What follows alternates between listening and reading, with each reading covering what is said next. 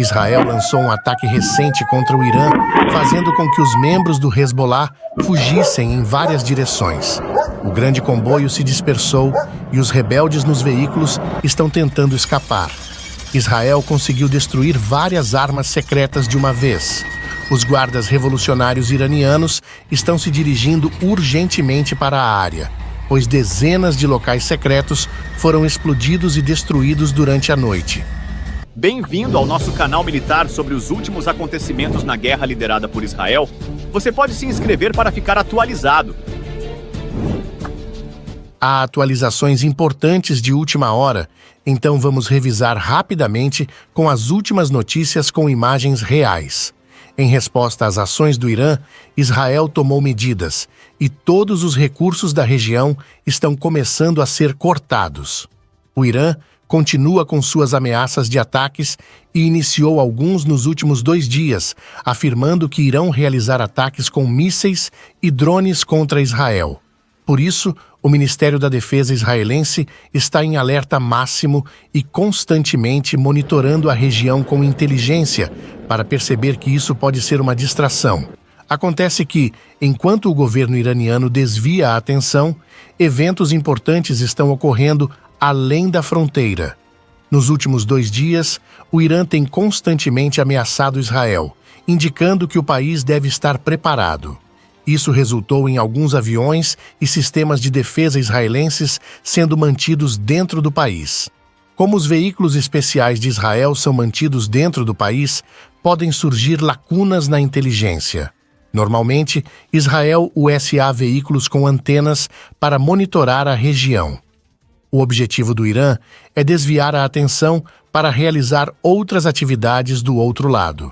Algumas dessas atividades foram reveladas através dos esforços de inteligência. Durante as horas em que o Irã estava fazendo ameaças, ativou um depósito localizado entre o Líbano e a Síria. Há muitos depósitos do Hezbollah na Síria e o Irã, em acordo com o governo sírio, usa essas áreas para armazenar mísseis e armas especiais do Hezbollah.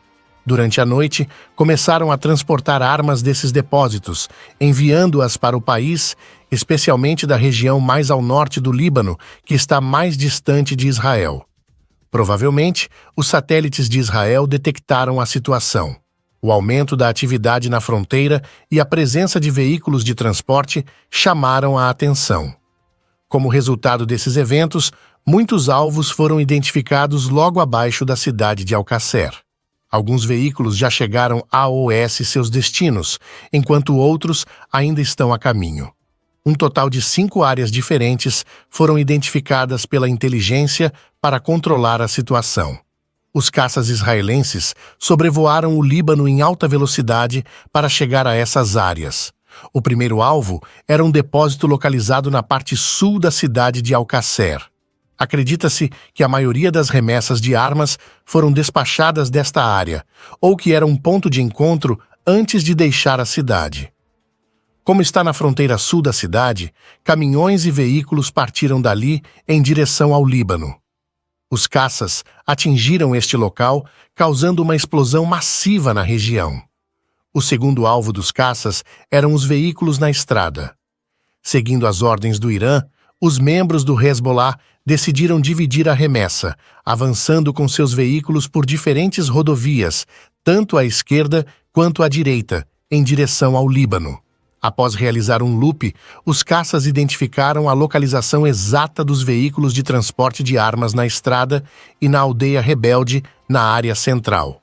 Esses veículos foram alvos da operação, resultando na dispersão e fuga dos membros da organização.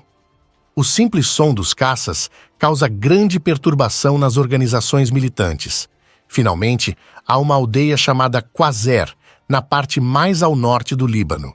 Este local é geralmente usado para coletar e preparar material contrabandeado através da fronteira. Acreditamos que algumas das armas contrabandeadas foram entregues aqui, pois os caças que chegaram à área também alvejaram um sítio nesta região. A explosão teria abalado a área, possivelmente destruindo o depósito e as armas na região. Desta forma, Israel destruiu 5 alvos diferentes em proximidade uma da outra. O plano secreto do Irã foi frustrado. Eles pretendiam atingir Israel com as armas contrabandeadas, mas as coisas não saíram como planejado. Depois, movemos para pontos um pouco mais ao sul. O Irã parece muito determinado a lançar um contra-ataque dentro de alguns dias. Após o incidente mencionado anteriormente, eles tentaram outra movimentação. Desta vez, tentaram entrar no país usando as estradas entre Damasco e o Líbano. Essas rodovias são constantemente monitoradas por Israel, às vezes com drones e outras vezes com satélites. Com base nas informações fornecidas por satélites, drones israelenses que chegaram à área tentaram identificar alvos. Hoje, um drone armado detectou um veículo na fronteira e recebeu informações de que continha importantes membros da organização. É provável que houvesse comandantes no veículo, planejando ataques contra Israel. Sabe-se que, após os recentes acontecimentos, o Irã enviou guardas revolucionários para o Líbano para organizar ataques a partir de lá. Alguns membros da Guarda Revolucionária conseguiram até cruzar a fronteira e compartilhar fotos do lado libanês. Israel está tentando determinar quais áreas o Irã está usando com base nessas fotos. Reconhecimento terrestre está sendo conduzido. Voltando ao nosso tópico, a informação sobre o veículo detectado foi comunicada ao centro e foi ordenado que o veículo não deveria cruzar a fronteira. Então, o drone armado disparou seus mísseis, atingindo diretamente o veículo. A fumaça preta indicava que havia armas e, embora em pequenas quantidades, munição no veículo. Os indivíduos no veículo estavam armados e tinham vindo para a área para realizar um ataque. Esse plano foi frustrado graças à ação rápida do drone. A inteligência israelense nos levou ao ponto zero da fronteira. Embora o Hezbollah não possa receber novas armas de apoio da retaguarda, eles continuam seus ataques sem diminuir o ritmo.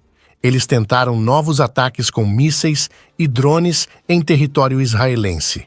Surgiram em aldeias nos trechos central e direito da fronteira, trazendo mísseis antitanque com eles. Tentaram usar as áreas montanhosas para atingir os pontos de controle com esses mísseis antitanque. Relatórios indicam explosões de vários tamanhos ao longo da fronteira. Os sistemas de defesa aérea não conseguem parar ataques de curto alcance com mísseis antitanque. Os membros estão cientes disso e tentam explorar essa vulnerabilidade quando chegam muito perto. Relata-se que não ocorreram problemas sérios como resultado dos ataques antitanque perto dos pontos de controle de Israel. Após os ataques, caças e unidades de artilharia atingiram as áreas de onde os ataques foram lançados. Disse que alguns membros do grupo foram neutralizados antes que pudessem escapar. Também, membros dos guardas revolucionários iranianos que haviam atingido o ponto zero da fronteira estão sendo procurados. Espera-se que esses membros sejam encontrados rapidamente. Por enquanto, estamos aguardando novas atualizações. Por último, as forças de defesa de Israel relataram que os lançadores de foguetes responsáveis por vários ataques ao sul de Israel foram destruídos em ataques de drones nas últimas horas. Aproximadamente 19 foguetes foram disparados da região sul de Gaza em direção a Israel. Recentemente, outro foguete foi lançado de Gaza em direção a Nahal Oz, mas foi interceptado pelo sistema de defesa Iron Dome, de acordo com o tenente-general Herzi Halevi. O chefe do Estado-Maior-Geral das IDF declarou que Israel está preparado para tomar novas ações contra aqueles que prejudicam o país. Durante uma visita recente aos soldados na faixa de Gaza ontem à noite, Herzi Halevi observou que Israel está pronto para tomar medidas mais amplas, oferecendo inteligência de alta qualidade e precisa e realizando operações ofensivas enquanto enfrenta os riscos contínuos. Ele afirmou que Israel já demonstrou sua força em Beirute e Gaza e continuará a se defender vigorosamente, lançando contra-ataques quando necessário. As forças de defesa de Israel relataram que um ataque de drones em Khan Yunis, no sul de Gaza, eliminou lançadores de foguetes destinados a um ataque em Israel. Além disso, caças e drones da Força Aérea Israelense atingiram aproximadamente 35 locais. Isso, o governo israelense buscava retomar as negociações para um acordo de troca de prisioneiros com a administração de Gaza. O objetivo era assegurar o retorno dos reféns israelenses às suas casas. Contudo, o líder sênior de Gaza, Yahya, há muito tempo se opunha a aceitar os acordos propostos pelo governo israelense. A Organização Internacional da Cruz Vermelha, que atuava como intermediária no resgate de reféns em Gaza desde os primeiros dias da guerra, anunciou recentemente que não tinha recebido notícias dos reféns mais recentes mantidos em Gaza. Um representante da Cruz Vermelha mencionou que, sob circunstâncias normais, eles costumavam entrar em contato com os reféns em Gaza uma vez por semana. Nenhuma tentativa de contato foi bem sucedida por várias semanas, criando um clima de pânico no governo israelense. O silêncio prolongado sobre os reféns em Gaza levou Netanyahu a compartilhar, junto com suas declarações sobre a guerra, a dolorosa notícia de que 72 cidadãos israelenses, mantidos como reféns nos túneis de Gaza, foram eliminados pelos militantes. Inicialmente, o primeiro-ministro israelense abriu seu discurso mencionando os esforços contínuos para negociar um novo acordo de troca de prisioneiros, buscando o resgate dos cidadãos mantidos em Gaza. No entanto, a administração de Gaza rejeitou todas as ofertas, alegando que os militantes não estavam considerando um cessar-fogo. Durante o pronunciamento, Netanyahu, visivelmente abalado, não conseguiu conter suas lágrimas ao anunciar a devastadora notícia da perda dos reféns israelenses. Persistirão na luta pelo resgate dos reféns restantes, como prometido por Netanyahu. Enquanto os Estados Unidos e a Grã-Bretanha continuavam operações no solo do Iêmen, o exército israelense lançou um ataque sem precedentes no território de Gaza para vingar-se dos militantes. Em um comunicado, Netanyahu, que já havia feito várias declarações desde o início da guerra, desta vez não conseguiu conter suas lágrimas durante o discurso após a revelação de que buscariam vingança contra Gaza.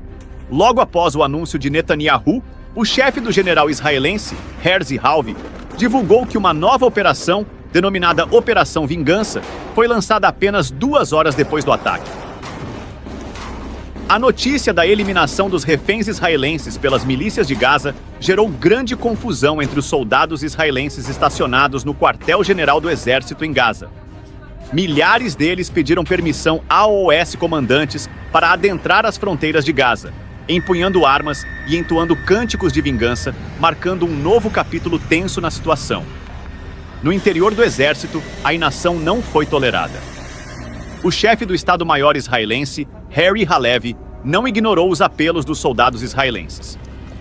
Em resposta, ele iniciou uma operação chamada Operação Vingança, afirmando que todos os militantes em Gaza seriam destruídos.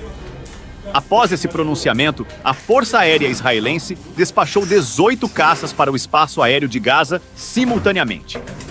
Ao mesmo tempo, as tropas israelenses na faixa de Gaza, seguindo as ordens de seus comandantes, avançaram em direção ao território de Gaza. Os aviões de guerra israelenses conduziram operações aéreas e ataques em 4 áreas distintas de Gaza. Um intenso bombardeio de mísseis foi lançado em locais como Khan Yunus, Bon Suala, Kizan an-Nahar e Al-Madar, conhecidos como áreas de concentração de militantes em Gaza. A Força Aérea Israelense realizou cerca de 53 ataques com mísseis em apenas 2 horas, sendo Khan Yunis a região mais impactada pelas explosões, que resultaram em chamas e fumaça intensas. A situação se tornava cada vez mais crítica. A região de Yunis foi subitamente envolta em escuridão quando colunas de fumaça e chamas se ergueram, obscurecendo completamente o céu. Os ataques incisivos realizados pelos pilotos israelenses resultaram em uma visão apocalíptica, onde o firmamento se transformou em uma tapeçaria de destruição. Apesar de terem conseguido evadir-se temporariamente desses ataques devastadores, as tropas israelenses posicionadas estrategicamente na faixa de Gaza, apoiadas por uma operação em pleno curso, não demoraram a contra-atacar, lançando morteiros com precisão milimétrica. As forças israelenses retaliaram com força total, visando pontos estratégicos nas áreas de Yunis e Bon Soa. A consequência desse contra-ataque foi uma devastação sem precedentes, onde inúmeros pontos militares foram varridos do mapa. Alega-se que 7 postos militares distintos e 3 entradas de túneis, anteriormente controlados por militantes em Gaza, foram reduzidos a destroços. Enquanto as explosões ecoavam, os ataques aéreos ecoavam simultaneamente, lançando uma sinfonia infernal sobre o campo de batalha. O acampamento de Nerat e as áreas de Jabalia, em Gaza, tornaram-se alvos dos pilotos israelenses, ampliando ainda mais o teatro da guerra. O som ensurdecedor das explosões, mesclado com a intensa atividade aérea, transformou a paisagem em um cenário apocalíptico de caos e destruição.